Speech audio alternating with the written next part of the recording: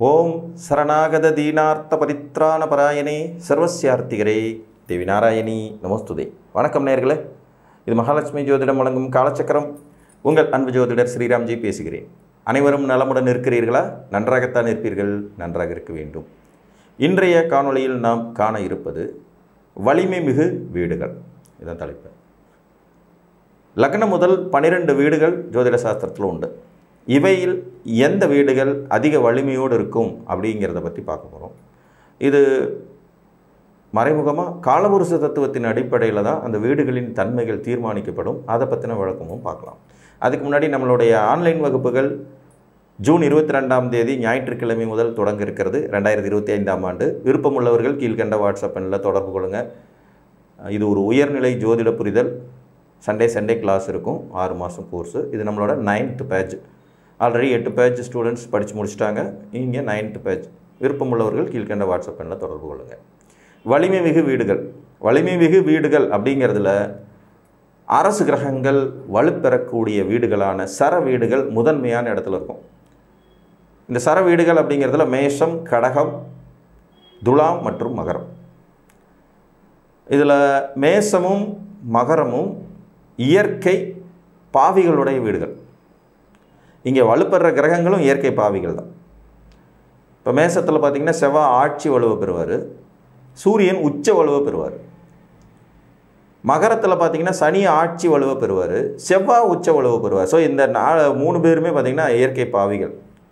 ராகு கேதுகள் வலுப்பெற வீடுகள்ங்கிறதுல ஜோதிட சாஸ்திரத்தில் நிறைய முரண்பாடுகள் உண்டு. விருச்சிகத்தில் இவங்க 2 பேரும் உச்சம் பெறுவாங்க, ரிஷபத்தில் நீச்சம் பெறுவாங்கங்கிறது ஓரளவுக்கு பொருந்தி வரக்கூடிய ஒரு உண்மைன்னு எடுத்துக்கலாம். மீதி 2 வீடுகளில் சந்திரனுடைய கடக வீட்டில் இயற்கை சுபர்கள் வலுப்பெறும் அமைப்பு. சுக்கிரனுடைய துலாம் வீட்டில் ஒரு சுபரும் ஒரு பாவியும் வலுப்பெற அமைப்பு. இதில் பார்த்தீங்கன்னா துலாத்தில் சுக்கிரன் ஆட்சி மற்றும் மூலத்திரிகோண வலுவடைவார், சனி பகவான் உச்ச வலுவடைவார். கடகத்தில் சந்திரன் ஆட்சி வலுவை அடைவார், குரு பகவான் உச்ச வலுவடைவார். இதுதான் வலிமை மிகு வீடுகள். இந்த வீடுகள் ரொம்ப பவர்ஃபுல்லாக செயல்படுவது போலவே இந்த வீட்டில் அமரும் கிரகங்களும் வலிமையாக செயல்படும்.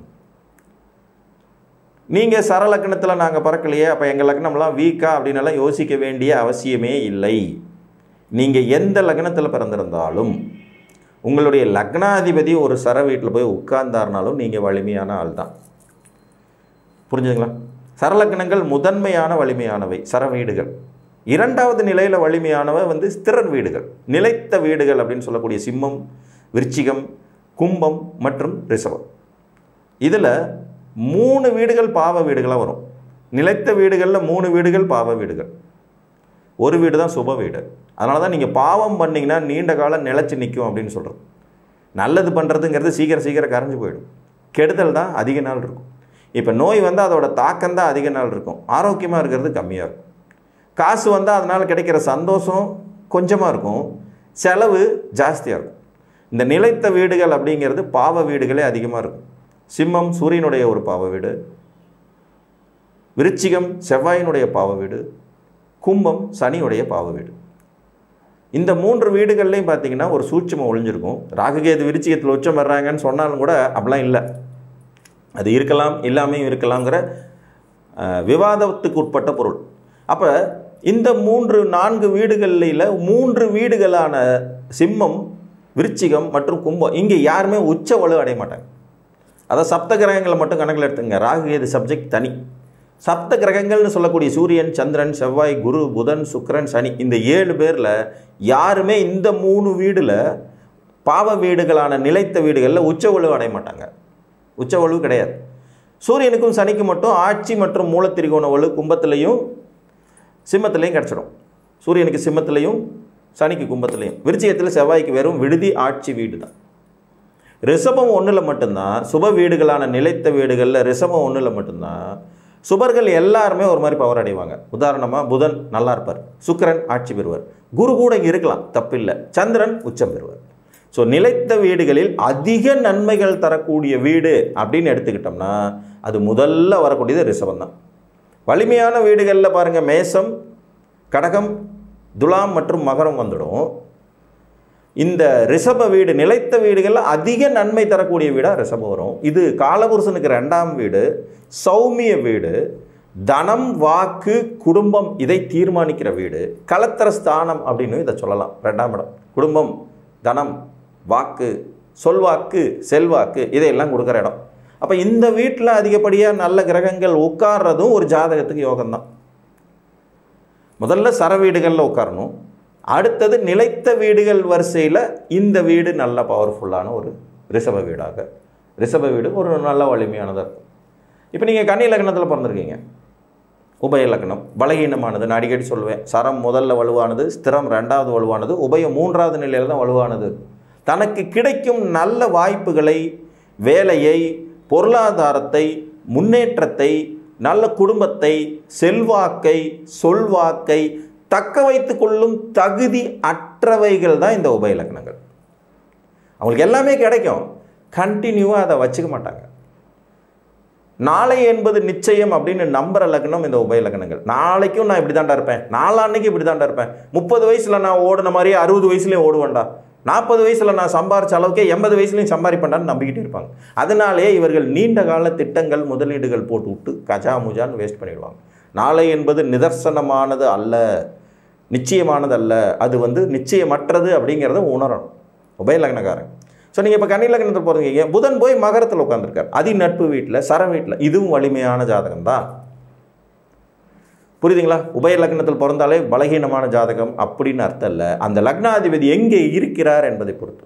அதே கன்னி லக்னம் புதன் 9ஆம் இடத்துல இருக்கார், ரிஷபத்தில், தனது அதி நண்பரோட வீட்டில், சுக்கிரன் 10ல் இருக்கார், 2 பேர் பரிவர்த்தனை. இது ஒரு அருமையான அமைப்பு தான். ஸோ எங்கே உங்கள் லக்னாதிபதி இருக்கிறாருங்கிறத பொறுத்தும் இதை முடிவு செய்யணும். அப்போ அதற்கு வீடுகளின் தன்மை, வலிமையான வீடுகளில் நம்ம லக்னாதிபதி இருக்கார், அல்லது வலிமையான வீடுகளில் அதிகப்படியான கிரகங்கள் இருக்கிறது. நீங்கள் இப்போ இந்த கிரகங்கள்னு நான் சொல்கிற போது ராகு கேதுவை எப்பவும் கணக்கில் வச்சுக்காதீங்க. அவங்க கிரகங்களே அல்ல, அவங்க நிழல்கள். அவங்க எங்கே இருந்தாலும் பவர்ஃபுல்லான ஆளுங்க தான். இருக்கிற இடத்த சுத்தமாக வளைச்சி போட்டு அப்படியே ஆக்குபை பண்ணி தன்னுடைய வீடுகளாக மாற்றிக்கொள்ளும் தகுதி உடையவர்கள். அதனால் ராகு கேது கதையே தனி.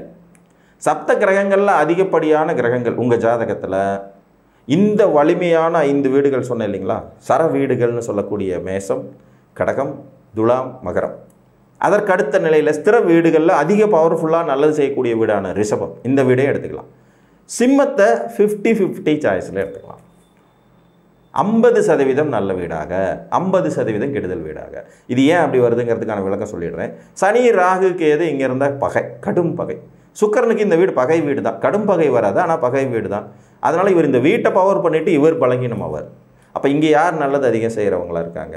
சந்திரன் ஓகே, சூரியன் ஓகே, குரு ஓகே, செவ்வாய் ஓகே, புதன் ஓகே. அப்போ கிட்டத்தட்ட 9 கிரகங்களில் பாதி பேர் இங்கே ஒழுங்காக வேலை செய்கிறாங்க அப்படிங்கிற அடிப்படையில் இது ஒரு 50-50 சாய்ஸ் வீடு. ஸோ மொத்தம் இப்போ பாருங்கள் 6 வீடுகள் வந்துடும். மேசம், கடகம், துலாம், மகரம், ரிஷபம் மற்றும் சிம்மம். உங்கள் ஜாதகத்தில் 5க்கு மேற்பட்ட கிரகங்கள், இந்த இடத்துல 9 கிரகம்னு கணக்கு வச்சுக்கலாம். 5க்கு மேற்பட்ட கிரகங்கள் இந்த சர வீடுகள்னு சொல்லக்கூடிய வீடுகளில் அமர்ந்தாலே நீங்கள் ஒரு வெற்றியாளர் தான். சார் அங்கே அவர் நீச்சமாவார், இங்கே இவர் நீச்சமாவார், அதெல்லாம் 2ஆம் கணக்கு. இப்போ செவ்வாய் கடகத்தில் நீச்சமாயிட்டு வர இருக்கட்டும், ஆனால் செவ்வாயுடைய பவரான வீடு, வாசல், சகோதர உறவு எல்லாம் கிடைக்க தான் செய்யும், கிடைக்காம போகாது. அந்த வீட்டின் வலிமையிலேயே உங்களுக்கு அது வழங்கப்பட்டு விடும். புரிஞ்சிச்சிங்களா? அப்போ சர வீடுகள் முதன்மை வலிமையானவையாகவும், நிலைத்த வீடுகள் என்று சொல்லக்கூடிய ஸ்திர வீடுகளில் 2 வீடுகள் நன்மைகள் தரும் வலிமை கொண்டதாகவும் 2 வீடுகள் தீமைகள் தரும் வலிமை கொண்டதாகவும் இருக்கும். விருச்சிகமும் கும்பமும் தீமைகள் அதிகமாக கொடுக்கக்கூடிய வீடாகவும், ரிஷபம் முதன்மை நன்மை வீடாகவும், சிம்மம் 50-50 சாய்ஸ்லேயே வந்துடும். லாஸ்ட்டாக வர்றது உபய வீடுகள். இங்கே அவங்க ஆட்சி உச்சம் பெற்ற கிரகங்கள் உட்காரும்போது அவங்க பவர்ஃபுல்லானவங்களாக போயிடுவாங்க. இப்போ சுக்கிரன் உச்சம் மீனத்தில் 50% பவர், புதன் உச்சம் கன்னியில் 50% பவர், மிதுனத்துலேயும் தனுசுலேயும் எந்த கிரகங்களும் உச்சம் அடையிறதில்ல, ஆட்சி பவர் மட்டும்தான். தனுசு ஒரு ஸ்பெஷல் வீடு, இங்கே யார் இருந்தாலும் மினிமம் கேரண்டி அப்படிங்கிற மாதிரி செயல்பட்டு விடும். மிதுனத்தை பொறுத்த வரைக்கும் புதனுக்கு ஆட்சி வீடாக இருக்கும். தனுசில் குரு ஆட்சி மற்றும் மூலத்திரிகோண வீடுங்களா. இப்போ தனுசை பொறுத்த வரைக்கும் பாருங்கள், சூரியன் இருக்கலாம், சந்திரன் இருக்கலாம், செவ்வாய் இருக்கலாம், சனி இருக்கலாம், சுக்கிரன் இருக்கலாம், புதன் நோ ப்ராப்ளம் இருக்கலாம், ராகு இருக்கலாம், கேது இருக்கலாம். யாரையும் குறை சொல்ல முடியாத ஒரு வீடாக போயிடும். இங்கே ஒரு மினிமம் கேரண்டியில் அவங்க செயல்பட்டுருவாங்க அப்படின்னு எடுத்துக்கலாம். புரிஞ்சுங்களா?